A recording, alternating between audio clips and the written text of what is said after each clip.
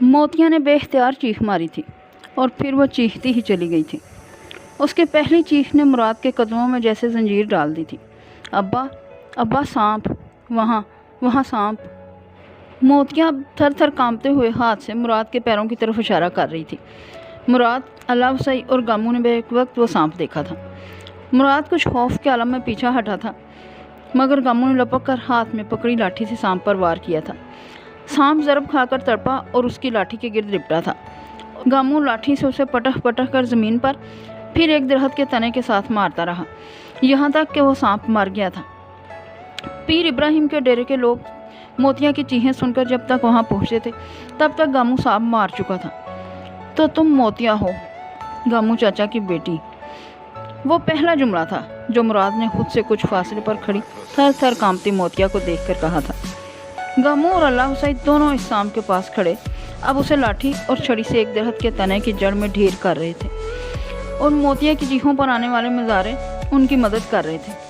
موتیا ساکت کھڑی تھی۔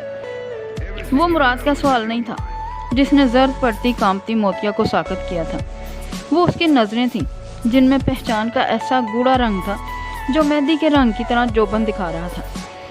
تم نے میری جان بچا لی، وہ مراد کا دوسرا جملہ تھا۔ وہ بس اتنا نہیں کہنا چاہتا تھا، جو کچھ کہنا چاہتا تھا وہ یہاں کہہ نہیں سکتا تھا، نہ وقت تھا نہ موقع، اور پھر وہاں دنیا بھی تھی۔ یہ دنیا ہر جگہ کیوں آ جاتی ہے؟ مراد نے عجیب کسک کے ساتھ ایک ہاتھ کی مٹھی بند کر کے مس لی تھی۔ پتر، تو ٹھیک ہے نا؟ گامو اس کی طرف آیا تھا اور مراد موتیا سے نظر ہٹانے پر مجبور ہو گیا تھا۔ میں ٹھیک ہوں چاچا، مراد نے آگے پھڑ کر گامو کو لپٹا کر جیسے اس کا شکریہ ادا کیا تھا۔ بڑا لمبا اور زہریلا سانپ تھا۔ گامو نے اسے تھپکتے ہوئے دور سانپ کے مردہ وجود کی طرف اشارہ کیا جو اب بے جان پڑا تھا۔ یہ تو موتیا کی نظر پڑ گئی، ورنہ اتنی لمبی گھاس میں مجھے کہاں نظر آتا، گامو نے کہا تھا اور جیسے مراد کو ایک اور موقع دیا موتیا کو دیکھنے کا۔ ان دونوں نے ایک دوسرے کو دیکھا تھا اور نظریں چرا لی تھیں۔ مراد کو سانپ نہیں لڑا تھا، پیار لڑ گیا تھا، اور پیار کا کاٹا تو پانی نہیں مانگتا۔ پیر ابراہیم کے ڈیرے پر مراد پر سانپ کے حملے کی خبر مراد کے واپس پہنچنے سے پہلے ہی پہنچ چکی تھی، اور تاجور خواص باختہ پیر ابراہیم کے ساتھ لپکتی ہوئی آئی تھی، مگر تب تک مراد گامو کے خاندان کے ساتھ واپس پہنچ چکا تھا۔ تاجور نے اسے سینے سے لگا کر جیسے اس کے جسم کے ایک ایک حصے کو چھو کر اس کے حیری و آفت سے ہونے کی تسلی کی تھی، اور اس وقت اسے یہ بھی بھول گیا تھا کہ وہاں موتیا بھی تھی جسے مراد کی نظر سے دور رکھنے کے لیے اس نے 100 جتن کیے تھے۔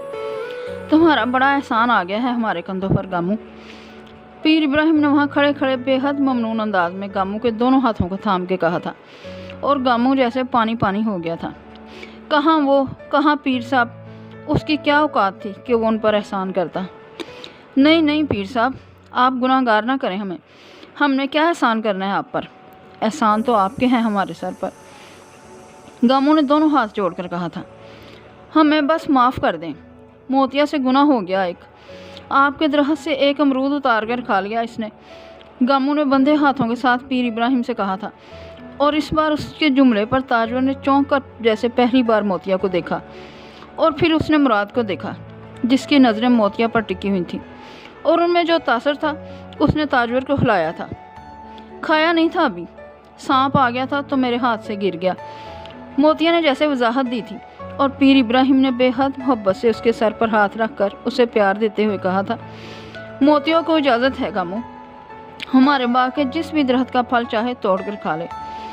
ان کے لہجے کی شفقت اور احترام تاجور کو جیسے کانٹے کی طرح چبھا تھا۔ اس نے اپنے باپ کے لہجے میں ایسا احترام کبھی کسی کے لیے نہیں دیکھا تھا۔ میری موتیا کے لیے دعا کریں پیر صاحب، اللہ اس کے نصیب کھولے اور کسی بڑی اچھی جگہ رشتہ ہو جائے اس کا۔ اللہ حسین نے کھڑے کھڑے پیر ابراہیم سے بیٹی کے نصیب کے لیے دعا کرنے کا کہا تھا۔ اس سے پہلے کہ پیر ابراہیم کچھ کہتے تاجور نے مداخلت کی تھی۔ ہاں میں کروں گی کسی نہ کسی سے بات، مزاروں کی بیویاں اپنے بچوں کے رشتوں کے لیے مجھ سے کہتی رہتی ہیں تو اسے حویلی لایا کر اللہ حسین۔ تاجور کے جملے پر پیر ابراہیم نے بیٹی کو دیکھا اور پھر عجیب سی مسکراہٹ کے ساتھ انہوں نے ایک بار پھر موتیا کے سر پر ہاتھ رکھ کر کہا تھا، کسی مزارے کے گھر نہیں جائے گی موتیا، اونچے درجے پر رہے گی ہمیشہ، اونچا ہی رتبہ ملے گا اسے ہمیشہ۔ تاجور کو باپ کی بات نے جیسے ایک بار پھر تکلیف پہنچائی تھی۔ وہ پیر ابراہیم تھے، 7 گاؤں جن کے مرید تھے۔ وہ ایک معاشقی کی بیٹی کے سر پر ہاتھ رکھ کر اس کے رتبے اور درجے کی بشارتیں دے رہے تھے۔ کیوں؟ کس لیے؟ صرف اس لیے کہ اس کے باپ نے مراد کی جان بچائی تھی۔ تاجور جل کر بھسم ہونے سے پہلے کوئلہ ہوئی تھی، پر باپ کے سامنے وہ کچھ کہہ نہیں سکتی تھی۔ غموں اور اللہ افزائی کے چہرے پر وہ چمک موتیا نے پہلے کبھی نہیں دیکھی تھی جو اس نے پیر ابراہیم کی دعا پر دیکھی تھی۔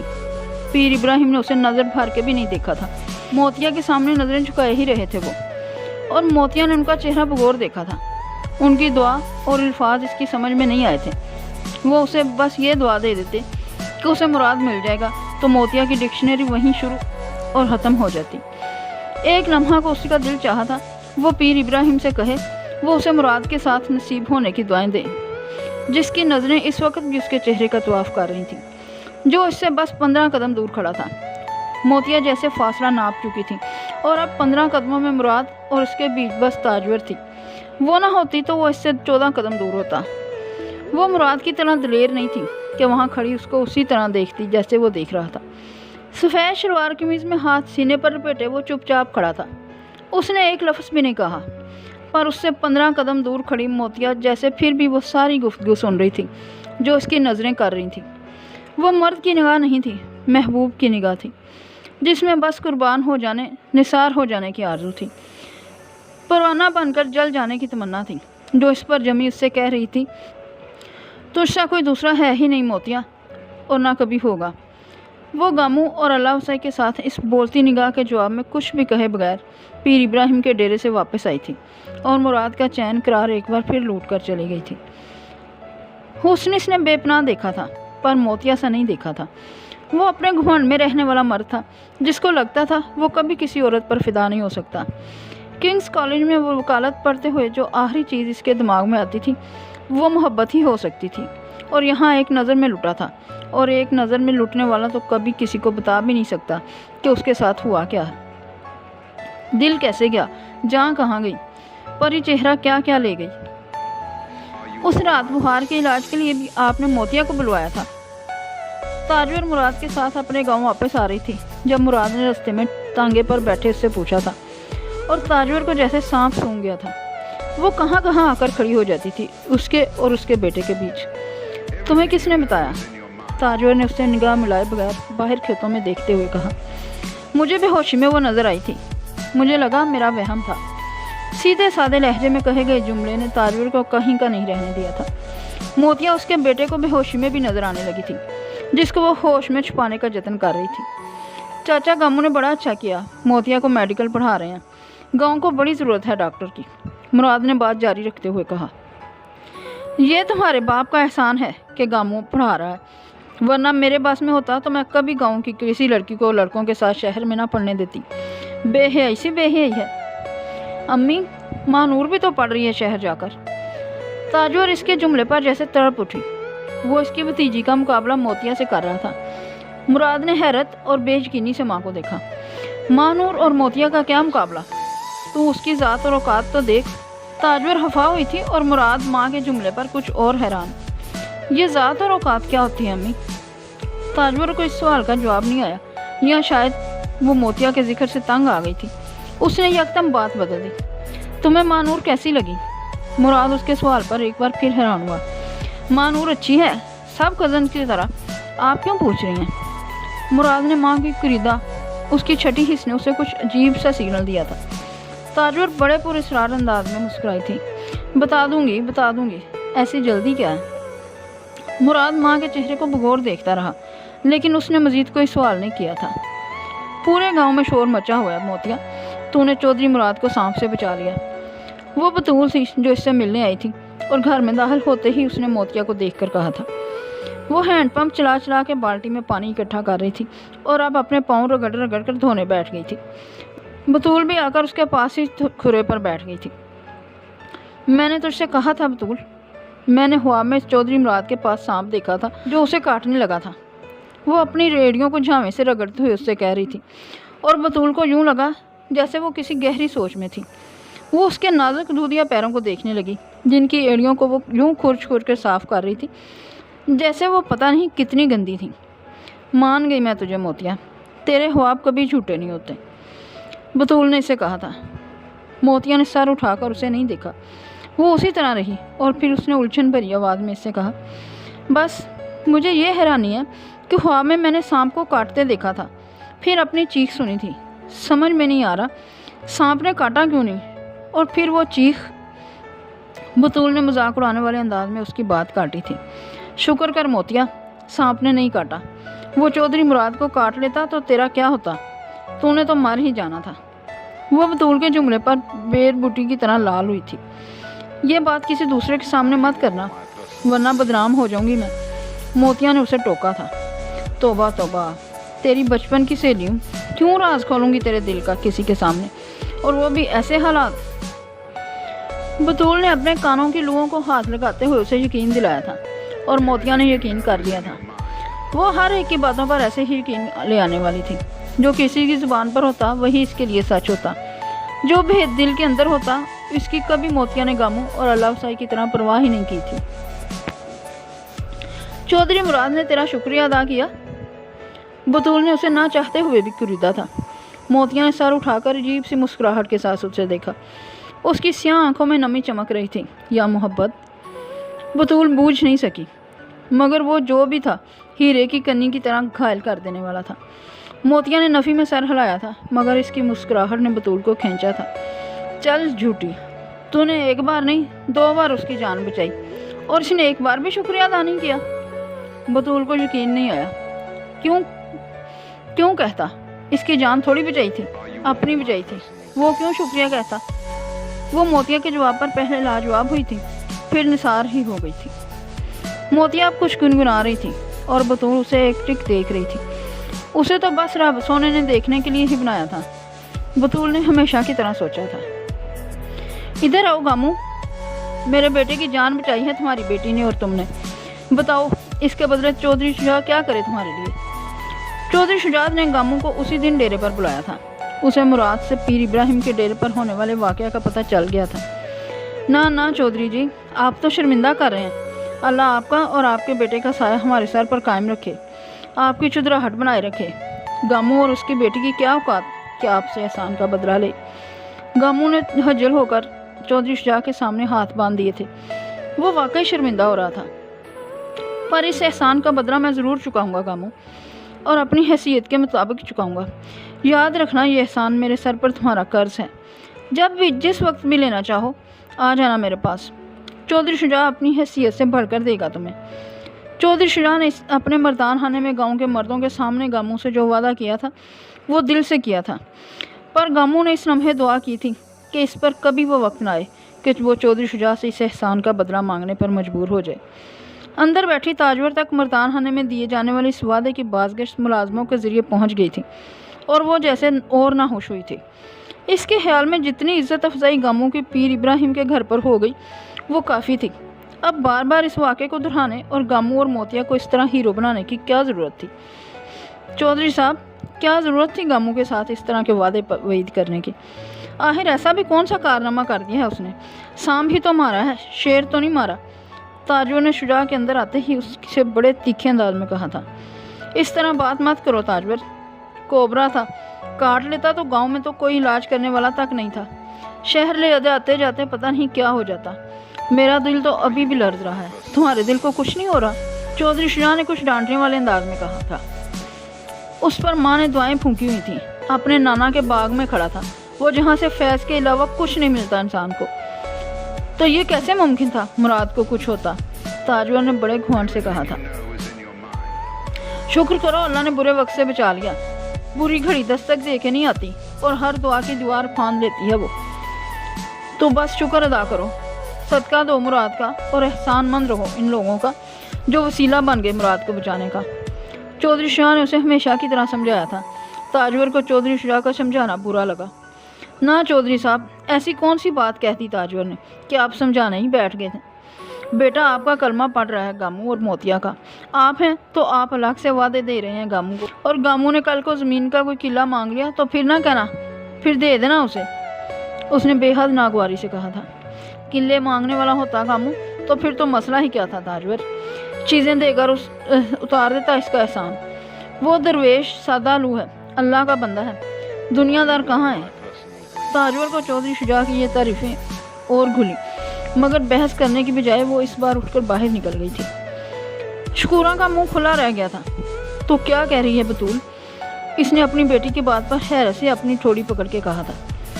اماں میں سچ کہہ رہی ہوں، موتیا نے مجھے پہلے ہی بتا دیا تھا کہ اس نے خواب میں چودھری مراد کو سانپ کاٹتے دیکھا تھا۔ وہ بڑے سالوں سے چودھری مراد کو خوابوں میں دیکھتی آ رہی ہے۔ شکورہ اب بھی بیٹی کا منہ دیکھ رہی تھی۔ ارے وہ کون سی پیلی ہے کہ سب کچھ پہلے سے ہی دیکھ لیتی ہے خوابوں میں، کمی کمین ہے وہ بھی ہماری طرح۔ شکورہ کو بیٹی کی باتیں ہضم نہیں ہو رہی تھیں۔ جھوٹ سچ گھڑ کے کہہ دیتی ہوگی کچھ بھی۔ نہیں اماں، موتیا جھوٹ نہیں بولتی، اسے کیا پڑی ہے جھوٹ سچ گھڑنے کی؟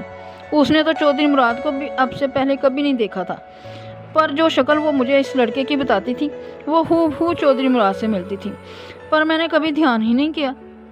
بطول نے موتیا کی حمایت کی تھی۔ ہو سکتا ہے اس نے کبھی کہیں دیکھ لیا ہو مراد کو، شکورہ نے کمزور آواز میں کہا تھا۔ اماں وہ تو کبھی حویلی تک نہیں گئی، اور چودھری مراد تو اتنے سال شہر پڑا پھر باہر چلا گیا، پھر کہاں سے دیکھ لیا موتیا نے؟ بطول ہنسی تھی۔ پھر اس نے کہا، اس نے تو مجھے یہ بھی بتایا تھا کہ اس لڑکے کے سینے پر داغ ہے کوئی، دل کی جگہ پر۔ شکورہ الجھے انداز میں اسے دیکھنے لگی۔ پر چودھری مراد کے سینے پر تو کوئی داغ نہیں، میں نے بچپن سے دیکھا ہے اسے، میرے ہاتھوں پلا ہے، اس کے سینے پر کوئی داغ نہیں، بے فضول ہی بک بک کرتی رہتی ہے موتیا۔ شکورہ نے بطول کی بات ٹھٹھے میں اڑائی تھی۔ جو بھی ہے تو چودھرانیہ کسی سے بھی یہ ساری باتیں مت کرنا، میں نے تو تجھے ویسے ہی بتایا ہے یہ سب کچھ۔ بطول کو ایک دم خدشہ پیدا ہوا اور اس نے شکورہ سے کہا، لے بھلا میں کیوں بتاتی پھروں گی چودھرائن جی کو موتیا کے جھوٹ سچ، وہ مجھ پر ہی غصہ کرنے بیٹھ جائیں گی۔ شکورہ نے ہاتھ جھٹک کر کپڑے ٹھیک کرنے شروع کر دیے تھے جو اس نے بکسے میں رکھنے تھے، پر بطول کی باتیں اس کے کانوں میں اسی طرح گونجتی رہی تھیں۔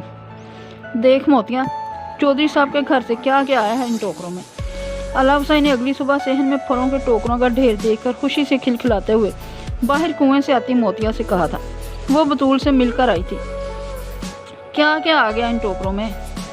موتیا نے بھی کچھ حیرت اور خوشی کے ساتھ پھلوں کے ان ٹوکروں سے کاغذ ہٹانے شروع کیے۔ ان ٹوکروں میں بہت سارے پھل تھے، امرود، انار، خوبانی، آڑو، سیب، ہر پھل۔ اتنا پھل یہ کون کھائے گا؟ موتیا حیران ہو کر ہنسی تھی۔ تیرے لیے بھیجا ہے موتیا، تو ہی تو کھانے لگی تھی امرود پیر صاحب کے باغ سے، تو بس چودھری شجاع کو بھی پتہ چل گیا ہوگا۔ اللہ حسین نے انگور کے گچھے سے کچھ انگور کے دانے توڑتے ہوئے کہا، اور موتیا کی آنکھوں کے سامنے ایک دم سے مراد کا چہرہ آ گیا۔ اسے پتہ چل گیا تھا کہ پھلوں کا وہ ڈھیر بھیجنے والا کون تھا۔ میرے لیے تو بس پیر صاحب کے باغ کا ایک امرود بھی کافی تھا اماں، موتیا نے مدھم آواز میں کہا تھا۔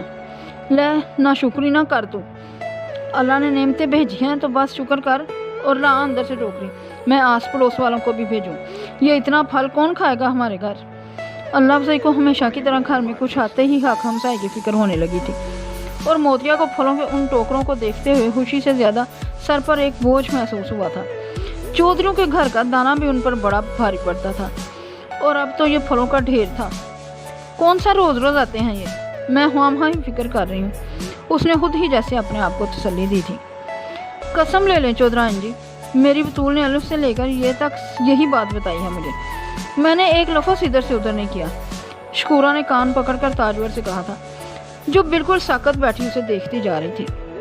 موتیا نے پہلے ہی دیکھ لیا کہ میرے بیٹے کو سانپ کاٹنے لگا ہے؟ یہ کیسے ہو سکتا ہے شکورہ، تو کیسی باتیں کر رہی ہے؟ تاجور نے بلاخر اپنی خاموشی توڑی تھی۔ میں نے بھی یہی بات کہی تھی بطول سے، پر وہ کہتی تھی موتیا بڑے سالوں سے مراد کو خواب میں دیکھتی آ رہی ہے، اس نے یہ بھی دیکھا ہے کہ مراد کے دل والی جگہ پر کوئی داغ ہے۔ چودھرائن جی ایسا تو نہیں ہے نا؟ شکورہ نے پتہ نہیں اپنے کون سے شبہ کی تصدیق کی تھی، اور تاجور پھر چپ کی چپ رہ گئی تھی۔ وہ نشان مراد کے سینے پر دل والی جگہ پر نہیں تھا، وہ تاجور کے سینے پر تھا، اور وہ مراد کے حمل کے دوران بننا اور پھیلنا شروع ہوا تھا، جیسے ایک جگہ رک گیا تھا۔ تاجور نے کئی ٹوٹکے کیے تھے اور ڈاکٹری علاج بھی کیے تھے، پر وہ نشان کسی چھائی کی طرح عین اس کے دل والی جگہ پر تھا، اور تاجور نے کبھی کسی سے اس کا ذکر نہیں کیا تھا۔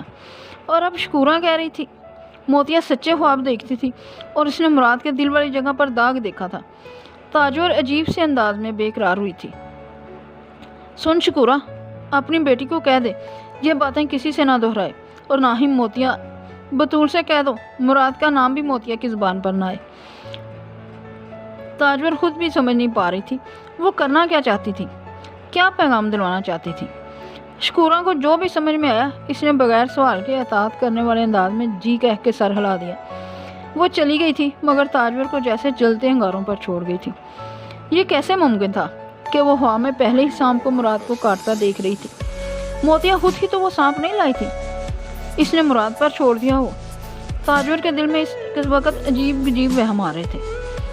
वो मोतिया को धोखेबाज मानना चाहती थी पर मान नहीं पा रही थी। कमरे का दरवाज़ा बंद करके इसने आने के सामने खड़े होकर कमीज़ के बटन खोलकर अपने सीने पर वो दाग देखा था जिसे इसने बहुत अरसे से देखना छोड़ दिया था, पर अब वो किसी और की नज़र में आ गया था। वो इसके दिल तक कैसे पहुंच गई थी। किसी ने जैसे ताजवर के कलेजे पर हाथ डाला था। इसे यह खबर नहीं थी कि बिल्कुल इसी वक्त अपने कमरे में मुराद भी आईने के सामने कमीज़ के बटन खोले खड़ा था। इसका सीना बेदाग था और वहाँ कुछ भी नहीं था, मगर वो बात मुराद की मोतिया की ज़ुबान से निकली थी और मुराद को वहम में डाल गई थी। इसने शकूरा और ताजवर की सारी बातें सुनी थी और वो भी ताजवर की तरह शशदर था। वो इसे कई सालों से ख्वाबों में देखती आ रही थी और इसने इसे सांप से बचाया था क्योंकि वो पहले ही जान गई थी कि वहाँ इसे सांप काटने वाला था। वो किंग्स कॉलेज में वकालत पढ़ रहा था और वो इन इंकशाफात पर दंग था। वो क्यों इस लड़की की तरफ खींच रहा था जो इसे कई सालों से ख्वाबों में देख रही थी और जो इसकी जान बचा चुकी थी। और अपने कमरे में आईने के सामने खड़ी ताजवर को पता चल चुका था कि मोतिया कौन थी और उसे ये सब कैसे पता चल रहा था। ये सब जादू का कमाल था, काले जादू का। वो इसके मुराद पर टूने कर रही थी क्योंकि वो इसके बेटे को इससे छीन लेना चाहती थी। इसे मोतिया से अजीब सी नफरत महसूस हुई। वो मेरी इकलौती औलाद है मोतिया, तू छीन कर दिखा इसे अगर छीन सकती है तो। इसने जैसे दिल ही दिल में मोतिया को चैलेंज किया था, ललकारा था, ये जाने बगैर कि मोतिया एक उंगली हिलाए बगैर इसके बेटे के दिल पर काबज हो चुकी थी। बतूल इस दिन सुबह सवेरे रोज़ की तरह हवेली में दाखिल हुई थी। जब सेहन में टहलता हुआ मुराद इसके सामने आकर खड़ा हो गया था। तुम मोतिया की सहेली हो? इसने बतूल के सलाम के जवाब में कहा था। बतूल के समझ में नहीं आया कि वो इसे क्या जवाब दे। मुराद ने जैसे इसकी मुश्किल आसान कर दी थी। तुम्हें देखा था मैंने मोतिया के साथ रेलवे स्टेशन पर और फिर तांगे में। इसने जैसे बतूल के लिए अगर मगर की कोई गुंजाइश नहीं छोड़ी थी। जी, बतूल ने मुख्तसर जवाब दिया। वो मुराद को सर उठाकर नहीं देख सकी। इससे मुराद की आंख में आंख डालकर देखा ही नहीं जाता था। ये काम सिर्फ मोतिया कर सकती थी। मुझे मोतिया से मिलना है, इसे मेरा पैगाम पहुंचा दो। बतूल ने इस बार हड़बड़ा कर इसे देखा था। वो बेतासर चेहरे के साथ इस पर नज़रें जमाए खड़ा था। मैं इसे आपका पैगाम दे दूंगी, लेकिन पता नहीं वो आपसे मिले ना मिले, इसने मुराद से कहा और मुराद के होंठों पर अजीब सी मुस्कुराहट आई। तुम बस इसे पैगाम देना और वक्त पूछना कि मैं कब कुएं पर आऊँ। वो इसे कहकर बड़े यकीन से वहाँ से चला गया था, यूँ जैसे इसे पता था कि मोतिया इसका पैगाम सुनते ही दौड़कर चली आई थी। बतूल दूर जाते मुराद को देखती रही, इसके ऊंचे लंबे सरापे को, लंबे लंबे दाग भरते इसके वजूद को। हर अच्छी चीज़ की तरह वो भी मोतिया का था। बतूल के अंदर कुछ सुलगा था। सईद एक लम्हे के लिए भी इसे याद नहीं आया था और मुराद अब इसे भूल नहीं रहा था। कहाँ मिलना है इसने? मुराद ने ठीक कहा था। मोतिया ने कोई सवाल जवाब किए ही नहीं थे, इसने बस जगह और वक्त पूछा था। चौधरी मुराद ने कहा है वक्त और जगह तुम तय करोगी। बतूल ने इसे बताया। मोतिया का चेहरा चमका। तो बस फिर कुएं पर रात के वक्त, मोतिया ने कहा था। तू क्या कहकर आएगी? बतूल ने पूछा था। सच बोल कर आऊँगी, अम्मा से कहूँगी मुराद के पास जा रही हूँ। मोतिया ने छोटी उंगली के पूर के कोने से आंख में काजल डालकर जैसे लकीर खींची थी और आईने में से बतूल को देखकर मुस्कुराई थी। वो तो पहले ही तेरा है, तूने क्या पाना है इसे? बतूल ने अजीब हसरत से सोचा था। इससे कहो दिन को आए, रात को घर से निकलेगी तो बदनामी मोल लेगी और इसकी इज्जत मुझे अपनी इज्जत से ज़्यादा प्यारी है। बतूल ने मुराद को मोतिया का पैगाम पहुंचाया था और जवाबन इसने कहा था। बतूल इस पर मर मिटी थी। ये कैसा मर था जो रात के अंधेरे में मिलना नहीं चाहता था, दिन के उजाले में अपनी महबूबा से मुलाकात चाहता था, जिसे महबूबा की नेक नामी की परवाह खुद से ज़्यादा थी और वो सईद से हमेशा रात के अंधेरे में मिलती थी। वो बुलाता ही रात को था। इसे सईद पर एक बार फिर गुस्सा आया, इसकी बुज़दिली पर और इसकी बेगैरती पर। लेकिन अपनी बेबसी और मजबूरी पर इससे भी ज़्यादा। वो मोतिया होती तो इसे मुराद मिलता। वो बदबख्त बतूल थी, इसलिए इसे सईद मिला था। बतूल ने जैसे खुद को खुद ही कोसा था, ये जानने के बावजूद कि इन कोसनों से भी सईद ने सईद ही रहना था, इसने मुराद नहीं बन जाना था। देखा बतूल, नहीं मिला ना वो मुझसे रात में। मोतिया बतूल की ज़ुबान से मुराद का जवाब सुनकर हंसी थी और हंसती ही चली गई थी। मुझे पता था इनकार ही आएगा। वो मुझसे रात को मिलने पर तैयार हो जाता तो मोतिया के दिल से उतर जाता। बतूल इसका भी चेहरा ही देखती रह गई थी। वो दोनों इश्क की कौन सी दास्तान रकम करने जा रहे थे जिसकी परख में ऐसे इम्तहान होते थे और महबूब की सदाकत को यूं परखा जाना था, या वो इश्क की कौन सी मिराज पर थे कि एक दूसरे से मिलने के लिए बेकरार होते हुए भी दिन और रात की हदें फलांगने को तैयार नहीं थे। ऐसा कभी बतूल और सईद के प्यार में तो ना हुआ था। वो पता नहीं बार बार क्यों खुद को और सईद को इन दोनों के बराबर लाकर खड़ा कर देती थी। तो बस फिर ठीक है, दिन दहाड़े मिलूंगी इससे वहीं कुएं पर, और तुम भी साथ होगी मेरे। मोतिया ने यकदम ऐलान करने वाले अंदाज में इससे कहा था। मुझे क्यों साथ रखती है, मेरे सामने तो बात भी नहीं कर सकोगे तुम दोनों। बतूल ने फ़ौरन ही जैसे हाथ खड़े कर दिए थे। मोतिया के होंठों पर अजीब पुरस्रार से मुस्कुराहट आई थी, यूं जैसे इसे इसकी बात बेवकूफ़ाना लगी हो। वो कुएं पर ही मिले थे, पर कुएं के पिछली तरफ आम के बाग में, जहां मोतिया इसके इंतज़ार में टहलती हुई चली गई थी। मुराद घोड़े पर आया था। कच्चे रास्ते पर घोड़ा दौड़ाते गर्द उड़ाते इसने मोतिया को बहुत दूर से देख लिया था, और खुद मोतिया ने भी। वो अजीब सहरज़दा सी से दूर से आता देखती रही थी। वो घोड़ा यूं दौड़ा रहा था जैसे वो कच्चा रास्ता पक्की पगडंडी हो। मोतिया से कुछ दूर ही इसने घोड़े की रफ्तार हल्की कर दी थी। घोड़ा सरपट भागते हुए हल्की दिल की चाल पर आ गया था और फिर आम के बाग की हदबंदी के साथ साथ चलने लगा था। वो भी जैसे अपने सवार की तरह मोतिया पर ही नजरें जमाए हुए था। मोतिया के करीब आने पर मुराद ने भाग खींचकर घोड़े को रोका, फिर बाग को गिरा लगाकर छोड़ते हुए वो घोड़े से नीचे कूदा था और फिर मोतिया के सामने आकर खड़ा हो गया था। वो दो आम दरख्तों के बीचों बीच खड़ी थी। तो तुम मुझे अपने ख्वाबों में देख रही हो, और कितने सालों से?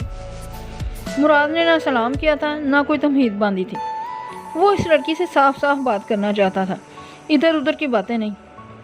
5 साल से, मोतिया ने उस पर नज़रें जमाए हुए कहा था और फिर हाथ बढ़ा दिया था। मुराद ने इसके हाथ में पकड़ा मोतिया का हार देखा था, जो इसने अपने हाथ से फूल परोकर बनाया था। मुराद ने इसके हाथ से वो हार नहीं लिया था, इसने इस हार को इसी की कलाई में नरमी से लपेटना शुरू कर दिया था जिसमें मोतिया ने वो हार थामा हुआ था। सुनो, तुमसे लंबी बात करने नहीं आया, न झूठे कौल करार करने आया हूँ। तुम मुराद के दिल में तीर की तरह खुप गई हो, निकालने से भी नहीं निकल रही और निकालना चाहता भी नहीं तुम्हें। तो बस तुमसे यही कहने आया हूँ कि तुम मेरी हो। अपने माँ बाप को भेजूँगा तुम्हें अपनी ज़िंदगी का साथी बनाने के लिए, और देर नहीं करूँगा। बस तुम मेरी रहना, किसी और के हाथ में ये हाथ ना देना, वरना मैं तुम्हें तो कुछ नहीं कहूँगा, इसे जान से मार दूँगा। वो अजीब कोलो करार था जिस पर मोतिया हंसी थी और इसने मुराद से कहा था, तुम्हारे अलावा तो मेरे ख्वाबों में भी कोई नहीं आता मुराद। जागते अपना हाथ कैसे किसी को थमा सकते हो? वो दोनों एक दूसरे की आंखों में आंखें डाले खड़े थे और चुप थे, साकत थे और सांस भी नहीं ले रहे थे। और इस सब की ज़रूरत भी क्या थी? ये सब तो ज़िंदा रहने के लिए किया जाता है, और वो दोनों तो एक दूसरे पर मर गए थे। इसके नैन गजाली दिलबर, इसके गाल गुलाबी, इसके रूप पर सावन बरसे, इसका हुस्न खानी जैसा कागज़ कितने भर दे, इसके मुश्क बुहारों जैसी सहरा जन्नत कर दे, इसके बोल हैं मीठा झरना, इसकी चुप में छाँव, वो हुस्न परी, वो रूपमती, वो मेरे जल की नाव। वो इसका हाथ पकड़े, इसकी आंखों में आंखें डाले, इसके लिए वो गुनगुना रहा था जो इसने कभी किसी लड़की के लिए नहीं गुनगुनाया था, और वो इसे मुस्कुराते हुए देख रही थी। इसने अपने हुस्न की तारीफ़ें पता नहीं किस किस से सुनी थी, पर जो इस दिन, इस लम्हे जो इसने मुराद से सुना था, वो बस अमर हो गया था। वो दोनों वैसे ही खड़े एक दूसरे को देखते जा रहे थे और पता नहीं कब तक एक दूसरे को देखते ही चले जाते, अगर आसमान पर बादल इनके साथ शरारत का ना सोचता। वो बारिश की बूंदें थीं जिन्होंने इन पर टपकना ही शुरू कर दिया था और इनका इन्हमाक तोड़ने में कामयाब रही थी। और फिर वो मूसलाधार बारिश थी जो इन दोनों पर मोहब्बत की तरह बरसने के लिए उतरी थी। और ये बतूल थी जो एक दरख्त की ओर से भीगते और भागते हुए मोतिया की तरफ आई थी और इसने मोतिया का हाथ पकड़कर खींचते हुए जैसे इसे होश में लाने की कोशिश की थी। बारिश हो रही है मोतिया, भीग रही हो तुम, बस चलो अब चलते हैं, गांव के लोग आ रहे हैं अभी इसी तरफ। वो बरसती बारिश में इसे खींचते हुए वहाँ से ले गई थी, पर मुराद वहीं खड़ा रह गया था। इसने कच्ची ज़मीन में इसकी चप्पल के निशान देखे थे, जो फैली ज़मीन पर यूं नक्श थे जैसे मुराद के दिल पर मोतिया का चेहरा। वो बरसती बारिश में बतूल के साथ दूर जाते हुए भी मुड़ कर इसको देख रही थी, और वह मुड़ा ही नहीं था। वो तब तक वहीं खड़ा इसे जाता देखता रहा जब तक वो नज़र आती रही थी। फिर जब वो नज़र आना बंद हो गई तो मुराद को पहली दफ़ा इस बरसती बारिश का एहसास हुआ, जिसमें अब इसके कपड़े जैसे नुचड़ रहे थे।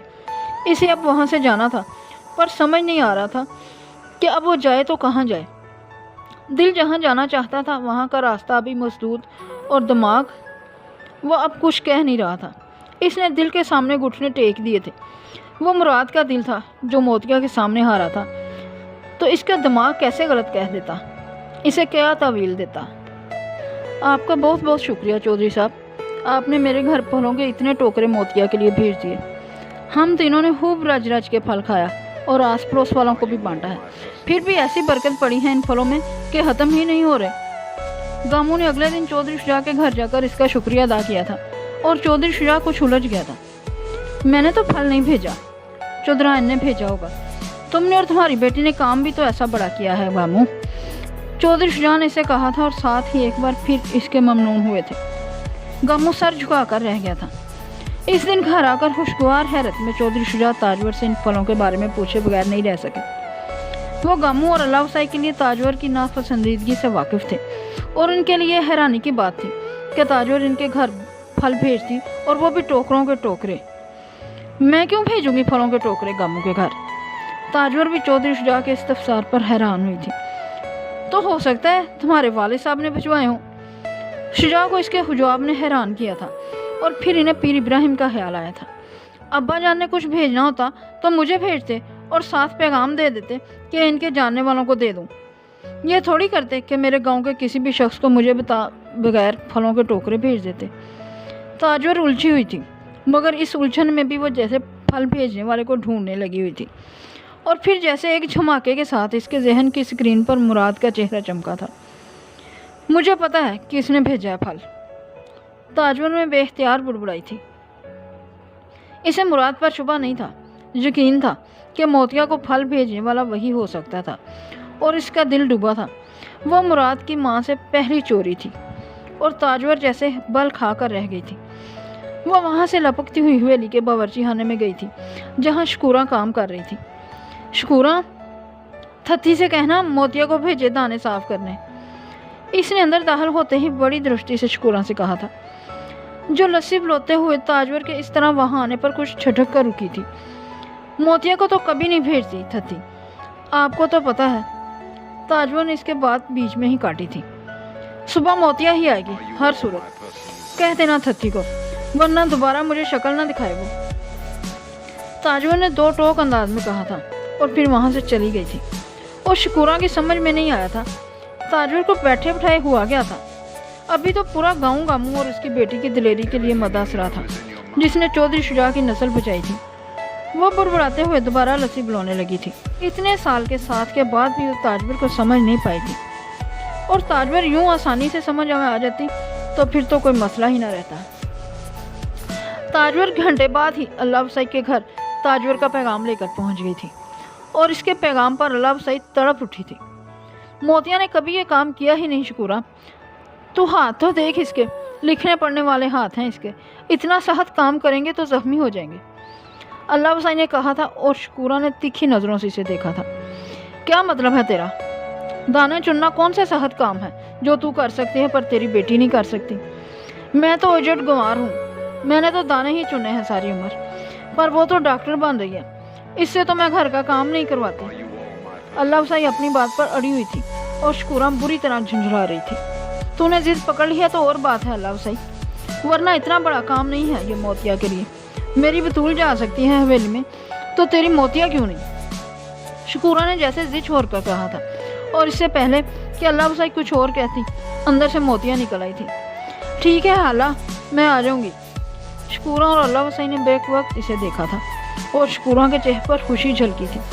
بس اتنی سی تو بات تھی اللہ حسین، دیکھ تیری بیٹی تجھ سے زیادہ سمجھدار نکلی ہے، چل میری دھی ٹیمو ٹائم آ جانا کل سویرے، یہ نہ ہو کہ دن چڑھا دے۔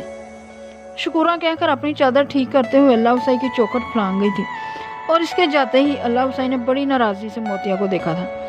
تجھے کیا ضرورت تھی بیچ میں آ کر کودنے کی، جب میں بات کر رہی تھی؟ وہ مسکرا دی۔ کچھ نہیں ہوتا اماں، ان کے گھر سے ڈھیر سارا پھل آیا تھا اور اب ہم اکڑ کے بیٹھ جائیں گے کہ ہم نہیں جا سکتے، چودرائن جی کیا سوچیں گے؟ وہ جو چاہے سوچتی رہے، پر میں نے تیرے ہاتھوں سے دانے نہیں چنوانے، تیرے ہاتھ زخمی ہو جائیں گے، مجھے پتہ ہے۔ موتیہ ہنسی تھی۔ اماں کچھ نہیں ہوتا، اتنی نازک نہیں ہے تیری بیٹی، اس نے اماں کو تسلی دینے والے انداز میں گلے لگا کر کہا تھا۔ اور چودرائن نے تو اب خاطر مدارت ہی کرنی ہے میری، آخر میں نے ان کے بیٹے کی جان جو بچائی ہے۔ اس نے ماں سے یوں کہا تھا جیسے اسے یاد دلا رہی ہو کہ تاجور اس سے دوسروں جیسا سلوک نہیں کرے گی، اور اس کی بات پر اللہ حسین جیسے کچھ ٹھنڈی ہو گئی تھی۔ تاجور تسبیح لیے حویلی کے برآمدے میں بیٹھی ہوئی تھی جب مراد گھر آیا تھا۔ ارے آپ اب تک باہر بیٹھی ہیں؟ اس نے آتے ہی ماں سے بڑے لاڈ سے کہا تھا۔ تم نے بتایا ہی نہیں تھا کہ اتنی دیر ہو جائے گی تمہیں باہر، تاجور نے اٹھتے ہوئے کہا۔ ہاں میں نانا جان سے ملنے چلا گیا تھا، تو بس پھر انہوں نے ہی رات کے کھانے پر روک لیا۔ مراد ماں کو بتاتا ہوا اندر اپنے کمرے کی طرف آیا۔ تاجور کچھ حیران سی ہو کر پیچھے آئی تھی۔ ابا جان کی طرف گئے تھے تو مجھے بتا کر تو جاتے۔ مراد نے جواب میں ماں کو صرف مسکرا کر دیکھا تھا۔ وہ اب الماری سے اپنے کپڑے نکال رہا تھا۔ گمو کے گھر پھل تم نے بھیجے تھے؟ تاجور بہت دیر اس سوال کو دبا نہیں سکی تھی جسے اپنے اندر لیے وہ گھوم رہی تھی۔ مراد کپڑے نکالتے ہوئے چھٹکا تھا، پھر اس نے پلٹ کر ماں کو دیکھا اور بڑے ہموار لہجے میں کہا، جی امی، انہوں نے میری جان بچائی تھی، مجھے لگا مجھے بھی تشکر اور احسان مندی کے اظہار کے لیے کچھ کرنا چاہیے۔ تم نے اگر کچھ بھیجنا بھی تھا تو مجھ سے پوچھ کر تو بھیجتے۔ اس کی بات کے جواب میں بس یہی کہہ سکی تھی۔ ٹھیک ہے، اگلی بار جب بھی کچھ بھیجوں گا تو آپ سے پوچھ کر بھیجوں گا۔ مراد نے مسکرا کر ماں کو دیکھا اور بڑے صلح جو انداز میں کہا تھا۔ تاجور کھٹک گئی تھی۔ اگلی بار کیوں بھیجو گے کچھ بھی انہیں؟ اس نے مراد سے کہا تھا۔ تحفہ بھیجنے سے محبت بڑھتی ہے، مراد نے کہا تھا، اور تاجور بری طرح تلملا اٹھی تھی۔ کس سے محبت بڑھانی ہے تم نے؟ موتیہ سے؟ اس نے مراد سے سیدھا ہی پوچھ لیا تھا۔ مراد ماں کے غصہ کی وجہ سمجھ نہیں سکا، وہ بس سنجیدہ اس کا چہرہ دیکھتا رہا۔ یہ جو کمیوں کی لڑکیاں ہوتی ہیں نا، یہ بڑی تیز ہوتی ہیں، اور موتیہ کو تو ویسے ہی شہر کی ہوا لگی ہوئی ہے، وہاں پڑھ رہی ہے وہ لڑکوں کے ساتھ۔ تاجور نے اب بغیر کسی لگی لپٹی کے اس سے کہا تھا۔ اماں اس طرح تو میں بھی ساری زندگی شہر میں پڑھا ہوں، اور اب انگلینڈ میں لڑکیوں کے ساتھ پڑھ رہا ہوں، تو پھر میں بھی بڑا تیز ہوا نا، اس نے ماں سے سادہ لیکن بڑے صاف انداز میں کہا تھا۔ تاجور لاجواب ہوئی تھی اور کچھ جھنجھلائی بھی تھی۔ تو اب ماں سے بحث کرے گا دوسروں کے لیے؟ ٹھیک ہے، بالکل بھی نہیں کرتا بحث، چلیں آپ بھی سو جائیں، میں بھی سوتا ہوں، صبح کر لیں گے بات، آپ ویسے بھی تھکی ہوئی لگ رہی ہیں مجھے۔ مراد نے ماں کے پاس آ کر بڑے پیار سے اس کا ساتھ لگا کر بچوں کی طرح تھپکتے ہوئے کہا تھا۔ تاجور کا غصہ کچھ ٹھنڈا پڑا، مراد سے وہ خفا رہ ہی نہیں سکتی تھی۔ مجھے تم سے تمہاری شادی کے بارے میں بات کرنی ہے، اس نے بلاہر اعلان کرنے والے انداز میں مراد سے کہا تھا، اور حیران کن طور پر مراد نے جواب پر آئیں بائیں شائیں کرنے کی بجائے اس سے کہا تھا، مجھے بھی آپ سے اس سلسلے میں بات کرنی ہے۔ تاجور کھڑی کی کھڑی رہ گئی تھی، اس کا دل بڑی زور سے دھڑکا تھا، لیکن جیسے اس نے دل کو سنبھالا تھا۔ تم نے کیا بات کرنی ہے؟ وہ پوچھے بغیر نہیں رہ سکی تھی۔ مراد ہنسا تھا۔ نہیں امی، اس وقت بات نہیں کریں گے، کل کریں گے، اس وقت ہم دونوں کو نیند آ رہی ہے۔ اس نے ماں کو بڑی محنت کے ساتھ جیسے موضوع سے ہٹانے کی کوشش کی تھی۔ تاجور کچھ بھی مزید کہے بغیر اس کے کمرے میں سے آ گئی تھی، پر اپنے دل اور کندھوں پر پہاڑ جیسا بوجھ لے کر آئی تھی، اور سر پر اندیشوں اور وہموں کی گٹھری۔ اسے تو مراد سے مانور کی بات کرنا تھی، پر مراد کو اس سے کس کی بات کرنی تھی؟ اس کا ذہن ایک ہی خیال میں الجھا ہوا تھا، کہیں موتیہ۔ اسے ایک لمحے کے لیے خیال آیا، اور اس نے اس خیال کو اسی لمحے جیسے دونوں ہاتھوں سے گلا گھونٹ کر ختم کیا۔ باہر برآمدے میں کھڑے ہو کر صحن میں تھوکا تھا۔ موتیہ جیسے کوئی ڈرانا خواب تھی تاجور کے لیے، وہ اس کی دہشت میں اس پر تھوک رہی تھی، یوں جیسے اس کے شر اور برائی سے اپنا دامن بچائے رکھنا چاہتی ہو۔ ہی وہن کرنے بیٹھ گئی میں۔ جمعہ 4 دن ہوئے ہیں مراد کو موتیہ سے ملے۔ اب 4 دنوں میں کیا مجھ سے اس کے لیے بات کرنے بیٹھ جائے گا وہ؟ تو بھی وہمی ہو گئی ہے تاجور۔ ہاں میں ہی کچھ نہیں کہنا ہوگا مراد نے، اور کہے گا بھی تو دیکھی جائے گی۔ میں ماں ہوں، مرضی تو میری ہی چلنی ہے، اور اس حویلی میں ماں نور کے علاوہ کسی اور نے بہو بن کر آنا ہی نہیں ہے۔ تاجور نے اس رات دل ہی دل میں جیسے مراد کا نصیب لکھ کر قلم توڑ دیا تھا۔ وہ سانپ وہیں کھڑا تھا، اسی طرح تن کر اپنا پھن پھیلائے، اور اس کی آنکھیں اسی خوفناک انداز میں اس پر جمی ہوئی تھی، اور اس کی 2 شاہ زبان اسی طرح لپ لپاتی ہوئی اندر باہر جا رہی تھی، اور وہ گھاس میں ایک ہی جگہ کنڈلی مارے بیٹھا تھا اور اپنے وجود کو سمیٹتا اور پھر کھولتا پھر سمیٹتا جا رہا تھا۔ پر وہ موتیا کے سامنے ہی موجود تھا، اور موتیا اس پر نظریں جمائے ہوئے تھی۔ خوف اور دہشت کی کیفیت میں پھر اس نے سر اٹھا کر سانپ کے پار دیکھا تھا۔ وہاں مراد کھڑا تھا، اس کی طرف ہاتھ بڑھائے، یوں جیسے سانپ کے وجود سے بے خبر ہو۔ موتیا نے ہاتھ اس کی طرف بڑھایا تھا، سانپ پھنکارا تھا، اور اپنی کنڈلی کھولتے ہوئے وہ جیسے ہوا میں اڑ کر موتیا کی کلائی پر آن گرا تھا۔ اس نے موتیا کی کلائی پر کاٹا تھا، اٹھ کر اپنی چارپائی پہ بیٹھ گئی تھی۔ گاموں اور اللہ وسائی بھی ہڑبڑا کر نیند سے جاگے تھے اور لپکتے ہوئے اس کی طرف آئے تھے۔ موتیا عجیب سی کیفیت میں اپنی چارپائی پر پسینے سے شرابور بیٹھی تھی۔ میں صدقے جاؤں، کیا ہوا میری دھی سونی کو؟ اللہ وسائی نے اس کی چارپائی پر آتے ہی اسے خود سے لپٹا لیا تھا۔ اماں، آپ نے رات کو سونے سے پہلے دم نہیں کیا مجھ پر، اس لیے ڈر گئی میں، موتیا نے اللہ وسائی کی گود میں منہ چھپاتے ہوئے کہا تھا۔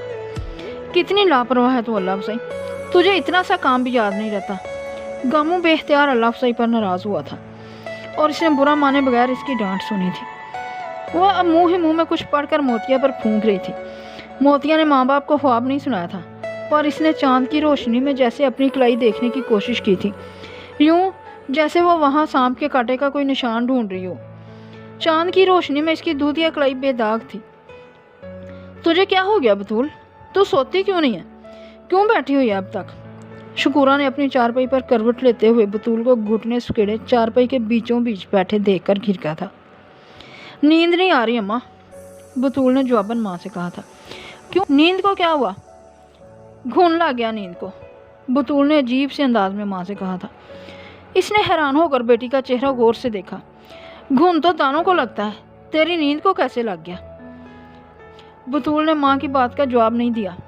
وہ کچھ دیر اسی طرح چپ بیٹھی رہی، پھر اس نے گردن موڑ کر ماں کو دیکھتے ہوئے کہا، اماں، چودھری مراد موتیا سے ملا ہے۔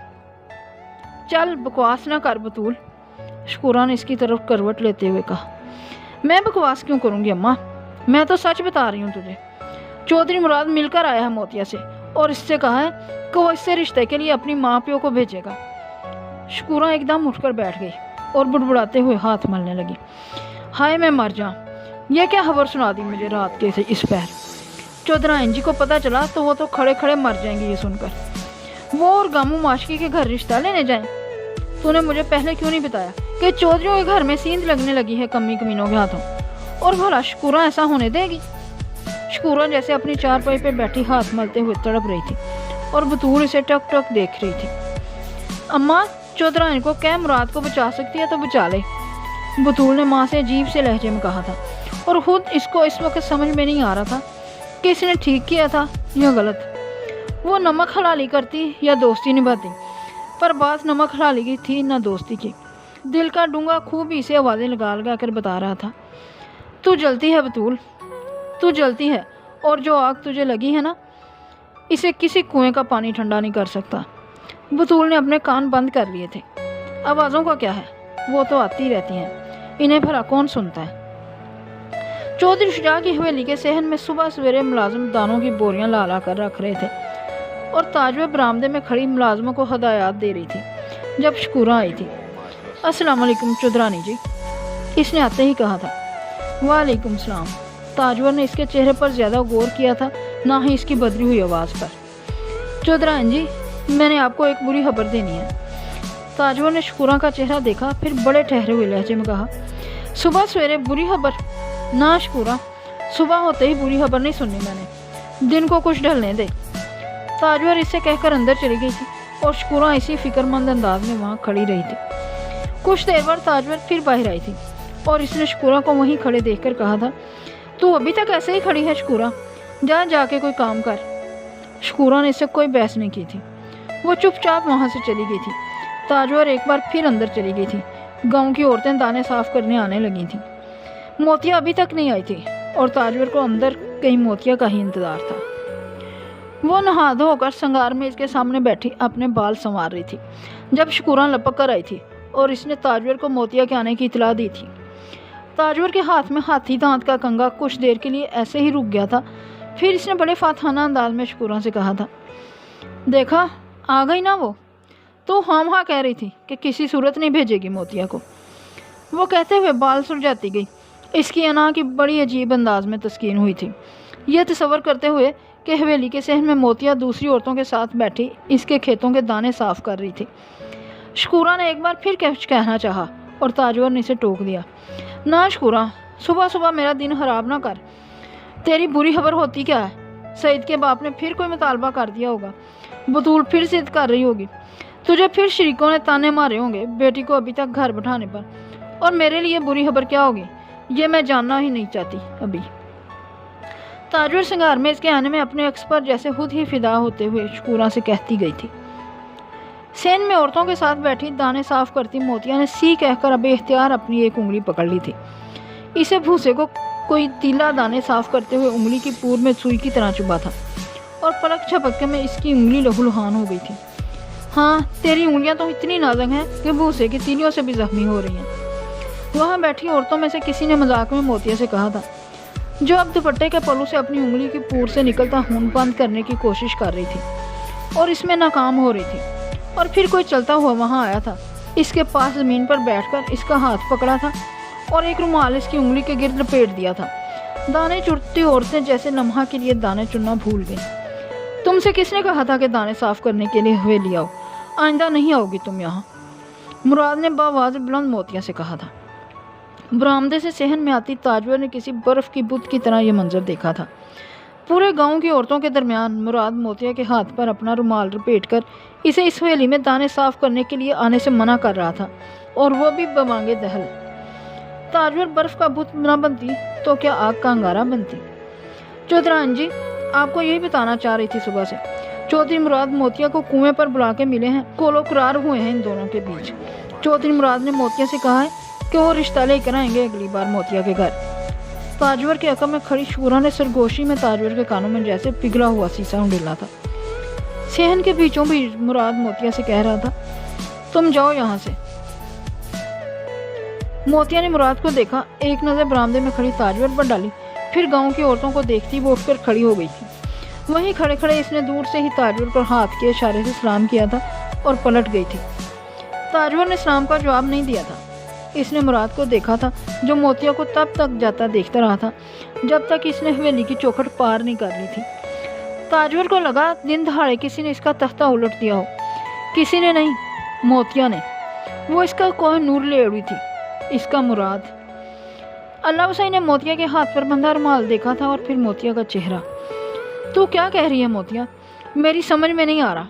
चौधरी मुराद ने सारे गांव की औरतों के सामने तेरे हाथ पर रुमाल बांध दिया, फिर तो बड़ी बदनामी हो गई हमारी। अल्लाह हुसैन बेकरार हुई थी। क्या बदनामी हुई है हमारी अम्मा? मेरा हाथ जख्मी हुआ, इसने रुमाल बांध दिया, इसमें बदनामी कहाँ से आ गई?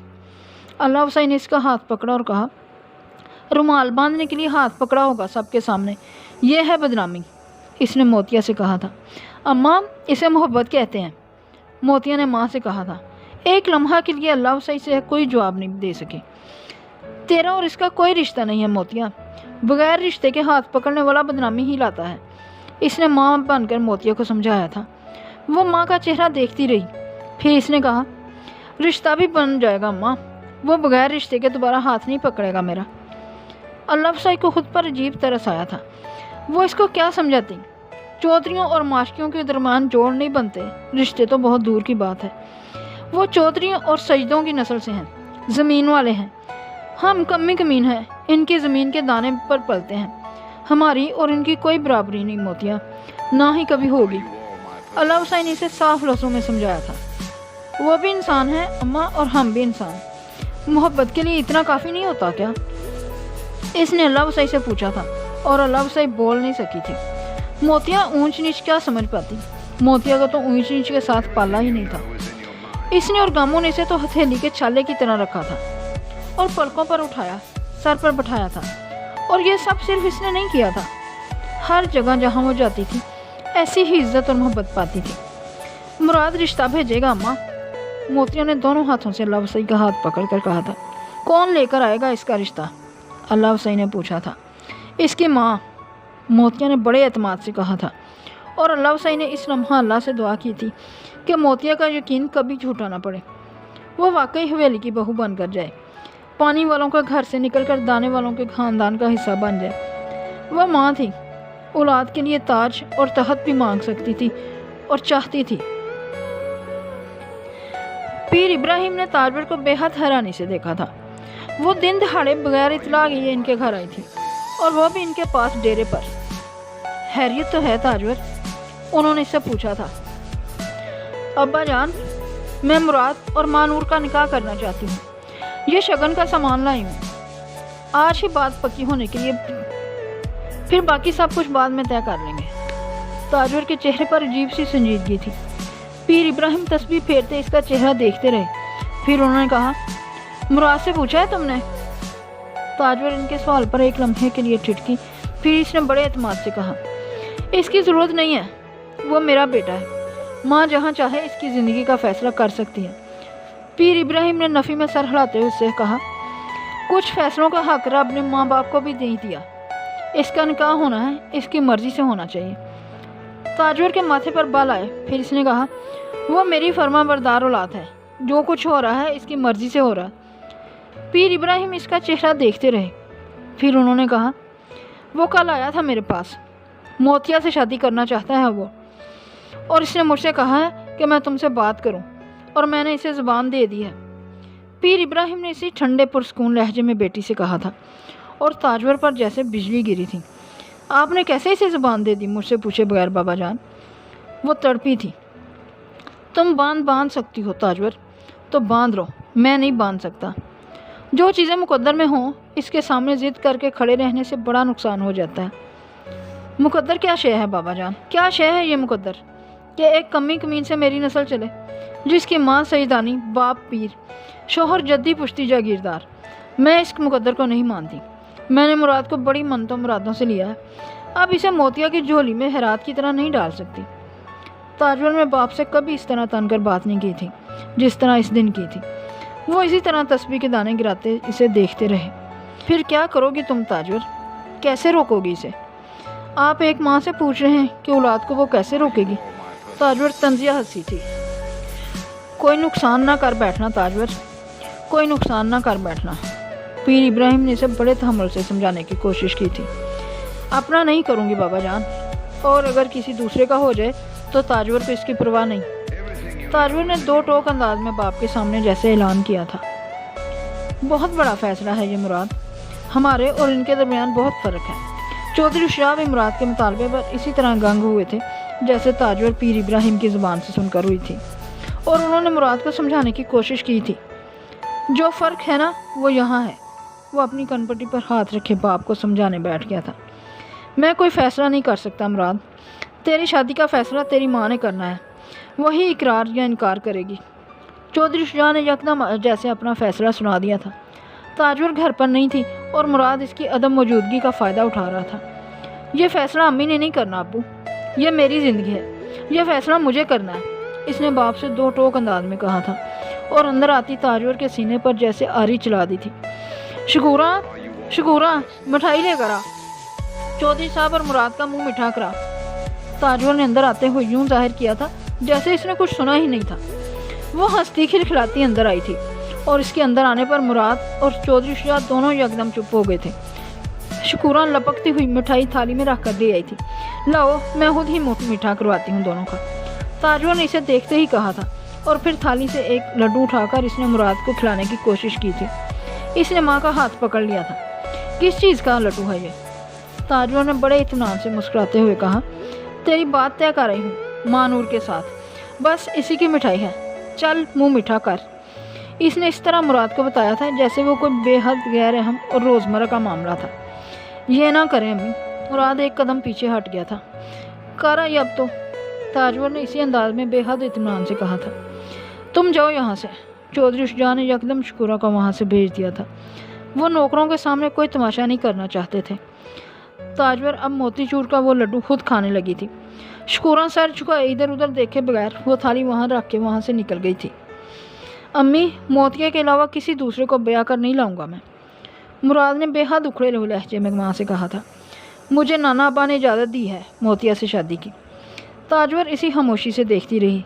जब वो चुप हुआ तो इसने कहा, माँ नूर के अलावा इस हवेली में कोई आएगी तो इस बार तेरी माँ ने लड्डू खाया है, अगली बार जहर खाएगी। ताजवर का चेहरा बेतासुर था, पर आवाज़ और आंखों में आग थी। मुराद और शुजात दोनों में से कोई भी कुछ भी बोल नहीं सका था। मुराद सिर्फ बेयकीनी के आलम में इस माँ को देखता रहा जो इस पर हर वक्त सदके और कुर्बान जाती थी, और अब इस बात पर इसे मरने की धमकी दे रही थी। और इसकी खामोशी पर ताजवर में फातहाना अंदाज में इसे देखा था और फिर कमरे से निकल गई थी। मुराद बुत की तरह वहाँ खड़ा का खड़ा रह गया था। मुराद का रुमाल अब मोतिया की कलाई में लिपटा हुआ था और वो इसकी गिरों के साथ खेलते हुए वही बोल गुनगुना रही थी जो मुराद ने इसे सुनाए थे। तुझे धूप छुए तू हीरा, तुझे मैं छुए तू पानी, तेरे नैन गजाली दिलबर ओ मेरे दिलबर जानी। बतूल की नज़रें इस रुमाल पर जमी हुई थी और इसने एक गहरा सांस लेकर मोतिया से कहा, सबके सामने तेरा हाथ पकड़कर रुमाल बांध दिया, मुझे यकीन है तेरे लिए रिश्ता भी ले आएगा। मोतिया मुस्कुरा दी थी। रिश्ता लाना ना होता तो हाथ भी ना पकड़ता, ये भी ना बांधता। इसने रुमाल छुआ था। बतूल के अंदर से गुबार उठा था। तू बड़ी खुश नसीब है मोतिया, महबूब मिला है तो मुराद जैसा। और एक मुझे देखो, मैं जिसे पाने के लिए बेहाल हो रही हूँ, इसे परवाह ही नहीं है मेरी। इसने मोतिया से बड़ी उदासी के साथ कहा था और मोतिया मोम हुई थी। तू चाहे तो मैं सईद से बात करूँ, इसने फ़ौरन ही बतूल से कहा। छोड़ मोतिया, तेरे बात करने से क्या होगा। प्यार करने वाले और महबूब के बीच अगर दुनिया डालनी पड़ जाए ना एक दूसरे को जीतने के लिए, तो फिर सारी उम्र दुनिया ही डालनी पड़ती है, बतूल ने अजीब अंदाज में कहा था। तू उदास ना हो बतूल, तुझे सईद ज़रूर मिलेगा, तू मोतिया की बात लिख के रख ले। मोतिया ने इसका हाथ पकड़कर इसे दिलासा दिया। क्या कोई ख्वाब देख लिया है तूने? बतूल को अजीब उम्मीद लगी। नहीं, तेरे बारे में नहीं देखा, अपने बारे में देखा है, मोतिया ने जवाबन हंस के कहा। बतूल को तजस्सुस हुआ। क्या देखा इस बार? चंद लम्हों के लिए मोतिया इसका चेहरा देखती रही, फिर कहा, वो जो सांप ख्वाब में देखती थी ना मैं, जो मुराद को डसने आया था, इसने मुराद को नहीं काटा था, मुझे काटा ख्वाब में। वो मैं थी बतूल जो सांप के डसने से पचीही थी। इसने अजीब से अंदाज में बतूल से कहा और बतूल साकत इसे देखती रह गई थी। मोतिया का ख्वाब कभी झूठ नहीं होता था। मोतिया अपनी कलाई देख रही थी जिसमें मुराद का रुमाल बंधा हुआ था, बिल्कुल इसी जगह पर जहाँ ख्वाब में सांप लिपटा था।